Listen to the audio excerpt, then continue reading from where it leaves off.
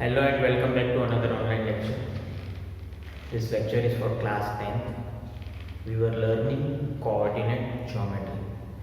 In the last lecture, we saw distance formula. In today's lecture, we are going to see section formula. अभी क्या होता है section formula देखते हैं कि suppose एक line segment है, okay? जैसे A, B, it's a line segment. Where coordinates of A are x1, y1 and coordinates of B are x2, y2, and there is a point in between A and B. कहीं पे भी हो सकता है, जरूरी नहीं exactly middle में हो, कहीं पे भी बीच में हो सकता है. तो ये जो P है point, okay, that divides this line segment in the ratio, okay. जो point P है, point P divides the line segment in ratio m1 is to m2. ratio is क्या है, यहाँ पे ratio क्या है, m1 is to m2. obviously numbers will be there in the problem, but right now we are learning the formula first. so m1 is to m2 ratio में अगर वो divide करता है point P, तो point P के coordinates x, y है, तो x coordinate क्या होगा, y coordinate क्या होगा, उसका straight forward formula है, that is called a section formula. okay, उसी को बोलते हैं section formula. It says that if a point divides a line segment internally in the ratio m1 is to m2, then the coordinate of the points will be coordinates होंगे x, y, okay, obviously. तो वो exactly क्या होंगे, तो x coordinate क्या होगा और y coordinate क्या होगा वो देखते हैं. बड़ा फॉर्मूला थोड़ा और कुछ कॉम्प्लिकेटेड नहीं, इट्स वेरी इजी, आपको सिर्फ समझने की जरूरत है. सो अपॉन में तो x कोऑर्डिनेट और y कोऑर्डिनेट दोनों के डिनोमिनेटर में there will be m1 plus m2. Okay, दोनों के डिनोमिनेटर सेम है.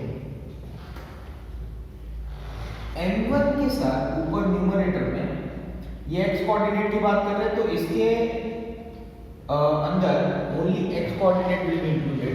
किसके x कोऑर्डिनेट, a और b के. So whenever I right m1, ratio का जो फर्स्ट नंबर है वो उसके साथ आएगा x coordinate of b, m1 के साथ आएगा x2, बीच में प्लस, एंड देन m2 के साथ x1, अगेन m1 के साथ x2 प्लस m2 के साथ x1, डिनोमिनेटर दोनों में m1 plus m2. Same will happen with y coordinate. यहाँ पे क्या होगा, m1 y2 plus m2 y2. अभी y2 क्या होगा, b का y coordinate, y1 will be a का y coordinate. Okay, so I hope you are getting this formula. This is called a section formula. This will be the coordinate of point P. P के coordinate है. So अगर what if the P point P divides AB in the ratio 1:2, 1:2, तो उस time my m1 will be 1 and m2 will be 2. अब इसके अंदर special cases करके दिया है in your text book, but it's obvious thing. Actually हमें उसका कोई स्पेशल केस बनाने की जरूरत नहीं है. I am explaining you why. Of what if P is a mid point. अगर P मिड पॉइंट होगा AB का, तो we know that mid point is nothing but the point which divides the line segment into two equal parts. Equal parts मतलब ratio क्या होता है हमारा, 1:1. तो उसमें m1 और m2 की जगह पे we will directly put 1, 1. So formula will become x2 plus x1 upon 2. This will become y2 plus y1 upon 2. Simple. So we don't need to use कि वो पर्टिकुलर स्पेशल केस करके लिखने की कोई ज़रूरत नहीं है. We will directly apply this general formula. This is called a general formula. Okay. इसके ऊपर से हम derive कर सकते हैं कि अगर मिड पॉइंट होगा तो it will be 1:1. okay, और वो सब्सटीट्यूट करके we can derive that formula. It's very easy. हमें वो डायरेक्टली उससे अलग से पढ़ने की ज़रूरत नहीं है. Okay, so let's move on and solve some problems based on this. Let us look at example number 6 given on page number 164. It's a solved example. I will read the question for you. Find the coordinates of the point which divides the line segment joining the points 4, -3 and 8, 5 in the ratio 3:1 internally. This word internally is very important word. आपको ये याद रखना पड़ेगा कि internally जब भी divide करता है that time we can apply this section formula. Okay, so दो पॉइंट्स हैं, let's say A and B, and we want to find the coordinates of point P x comma y. So let P x comma y be the point. Okay, so therefore by section formula we can directly write x will be equals to क्या होगा, denominator में m1 plus m2, m1 के साथ x2, m2 के साथ x1. Okay, this will be the x coordinate and y coordinate क्या होगा, again denominator में m1 प्लस m2, m1 के साथ y2, m2 के साथ y2. So we know that 3:1 is the ratio, so that will be equals to m1:m2. Means m1 is 3, m2 is 1. m1 is 3. Okay, x2 ये होगा तुम्हारा x1 y1, this will be your x2 y2. Okay, 3 के साथ x2 होगा means 8 plus m2 is 1, उसके साथ x1 that will be 4 whole divided by m1 plus m2 that is 3 plus 1. Okay, same way यहाँ पे m1 पहले रख देते हैं m1 और m2 की value, so it will be easy. y2 5 and y1 is -3, 5 and minus. Sign we need to retain the sign, हमें sign as it is रखना है. 8 3s are 24 plus this will be 4 divided by 3 plus 1 4. Okay, this will be 15 plus minus 3 upon 4. This will be 28 upon 4, that will be 7, and this will be 12 upon 4, that will be 3. Therefore you can say P x comma y is equals to P 7,3. 7,3 लिख सकते, 3,7 नहीं लिख सकते. This is your x coordinate, this is your y coordinate. Okay, so you have to be precise in while writing that.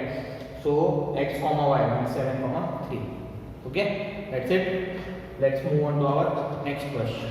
Now question number 7 is same as the question number 6, but यहाँ पे ratio नहीं दिया है. हमें क्या करना है, हमें यहाँ पे पॉइंट्स का कोऑर्डिनेट्स दिया है. मींस जो P पॉइंट है हमारा उसके कोऑर्डिनेट्स दिए हैं. We need to find the ratio. So ऐसे टाइप के क्वेश्चंस भी आएंगे. So let me read the question first. In what ratio does point -4,6 divide the line segment joining -6, 10 and B 3, -8. तो दो पॉइंट्स दिए हैं लाइन सेगमेंट वाले A and B. So A is -6, 10 and B is 3, -8. Point P के भी coordinates दिए -4, 6. अभी ऐसे टाइम पे क्या करना है, same as we need to follow the procedure only. हमें m1 m2 का वैल्यू नहीं है तो we want substitute, instead we will substitute value of x. Okay, so x will be, हमें पता है m1 plus m2, पहले फॉर्मूला लिख देना.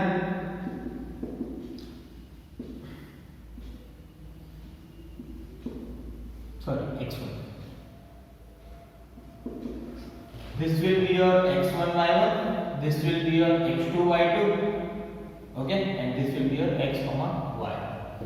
सो x1 है -6, x2 है 3 and x is -4. So we'll write -4 m1 into x2 is 3 plus m2 multiplied by x1 that is -6 divided by m1 plus m2. This will be 3m1 minus 6m2 divided by m1 plus m2. This will be -4 as it is. Okay. So now if you multiply this m1 plus m2 here, you will get -4m1 minus 4m2 equals to 3m1 minus 6m2. So suppose -4m1 goes to that side, this both term goes to that side. This will be 3m1 plus 4m1 minus 6m2 as it is, and minus 4m2 comes this side. It will become plus 4m2. This will give you 3 plus 4 7m1. This will be minus 6 plus 4 minus 2m2. So 7m1 minus 2m2 equals to 0. This will be your first equation. Okay. So यहाँ से मुझे क्या find करना है? मुझे m1 और m2 का separate value find नहीं करना है. What I need to find is I need to find m1 is to m2. अगर मुझे सेपरेट वैल्यूज फाइंड करने होते तो मैं क्या करता? सेम यहाँ पे जैसे x का वैल्यू रख के हम लोग y का वैल्यू रख देते और ऐसे दो इक्वेशन मिलते हैं m1 और m2 में. यस. और मैं उसको साइमल्टेनियसली सॉल्व करता, linear equation in two variable. So rather यहाँ पे मैं क्या करूँगा? -2m2 goes that side. हमें m1 is to m2 find करना है. सो this m2 comes here in the division, and here there will be 2 and 7 goes this side. So m1 upon m2 is 2 upon 7. This will be a ratio. Okay. So I can write it in m1 is to m2 this format, 2 is to 7. Now this ratio we found after putting the value of x. हमें ये भी check करना है कि वो y को satisfy कर रहा है कि नहीं. ओके. सो उसके लिए क्या करेंगे? अगेन y का formula we will apply directly. y का फॉर्मूला क्या है? अपॉन में m1 plus m2 m1 y2 plus m2 y1 equals to y is 6 m1 into y2 is -8 plus m2 को एज इट इज रखो. y1 is 10 divided by m1 plus m2 minus 8 m1 plus 10 m2 divided by m1 plus m2. यहाँ पे 6. So अभी मेरे पास value किसका है? m1 upon m2 का है और यहाँ पे तो सेपरेट है. तो क्या करना है? What we will do is यहाँ पे ये रेशियो है. Yes. In the ratio, if you divide by the same number, उसका वैल्यू चेंज नहीं होता अगर आपको याद होगा तो. In the ratio, if you divide by the same number or same term, the value of the ratio does not change. तो यहाँ पे what I will do, I will divide यहाँ पे राइट हैंड साइड पे divide numerator and denominator by m2. तो उससे क्या होगा? First term will become m1 upon m2 वाला टर्म मिल जाएगा मुझे. So I can directly substitute this value. Okay. और मुझे चेक करना है कि वो 6 आ रहा है कि नहीं. Then यहाँ पे m2 कट हो जाएगा. It will be 10.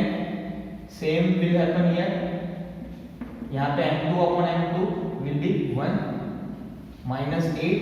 This will be 2 upon 7 plus 10 divided by 2 upon 7 plus 1. LCM लेंगे. LCM will be this will be minus this will be 7 into 10. 70 and minus 8 to the gives you minus 16. Minus 16 plus 70 whole divided by 7. Same happens here. 2 plus 7 whole divided by 7. 7 gets cut. 70 minus 16 upon 9. 70 minus 16 gives you 54, and 54 divided by it satisfies. Yes, it does satisfy the equation. So yes, our ratio was correct. So ratio is 2:7. Let's move on to our next question. Now next question is given on page number 165. Let me read the question for you. Find the coordinates of the points of trisection of the segment joining point A 2, -2 and B -7, 4. यहाँ पे दो point है. These 2 points divide this line segment in trisection. Trisection means 3 equal parts. अभी आप बोलोगे sir हमने तो एक ही पॉइंट का फॉर्मूला सीखा, section formula, point which divides in the ratio. एक ही पॉइंट की बात की, 2 पॉइंट की बात तो हुई नहीं थी. So you if you see the logic properly here, हमारा लाइन सेगमेंट है A B. Okay, I am not writing the coordinates as of now, हमें explain. And P and Q है जो they divide this segment into 3 equal parts. 3 equal parts अगर हम देखेंगे तो it will be 1:1:1 अगर ratio निकाल दो. यस, सो अभी ध्यान से देखो. If you consider P, Q को भूल जाओ. If you consider P, it will divide AB in the ratio 1:2. यहाँ पे 2 पार्ट है ना equal, so it will be 1:2. Same way Q will divide AB in 2:1. Okay, so for P it will be 1:2 and for Q it will be 2:1. जो भी है हमारा M1:M2 ही है. Formula में वही सब्स्टिट्यूट करना है. So Q के लिए जब when we apply formula for Q, तो M1 will be 2, M2 will be 1. P के लिए it will be M1 will be 1, M2 will be 2. दो क्या हम ये these are 3 equal sections or it's you can say trisection. 3 क्या हमें 5 equal section दे तो भी we can do this thing. Okay, तो हर एक पॉइंट का इंडिविजुअल रेशियो हमें फाइंड करना है. That's it. So A का coordinates is given 2, -2. So let me write this x1, y1 and B का coordinates are given -7, 4. It will be x2, y2. Okay. Now for P, x and y दोनों find करना है. फिर से formula लिख देता हूँ. m1 plus m2. This will be m1 x2, m2 x1 and m1 y2, m2 y1. तो P के लिए m1 is 1 and m2 is 2. m1 is 1, m2 is 2. Okay, and आगे x1 और y1, x2 and y2. x2 is -7. Sorry. And x1 is 2, so it will be -7 plus 4. It will be -3 upon 3. That will be -1. y2 देखते हैं. 1 plus 2 again 1 into something plus 2 into something. y2 is 4. y1 is -2. देखो यहाँ पे ये अगर मैं -2 यहाँ पे गलती से रख दूँ और 4 यहाँ पे रख दूँ, my whole answer will be change. Okay, so ये नहीं करना है, आपको ध्यान रखना है. 4 -4 ये तो 0 ही हो गया ना. सो 0 डिवाइड बाय एनीथिंग इज 0. सो 0 भी आ सकता है answer. It's okay. So P का coordinates will be x, y. x is -1, 0. Okay, so P denotes. ऐसे ही you can find Q अभी. So I am leaving that up to you. So That's it for today's lecture. On the basis of this, you can solve exercise 7.2. And again, I am repeating myself. Please post your doubt in the comment box.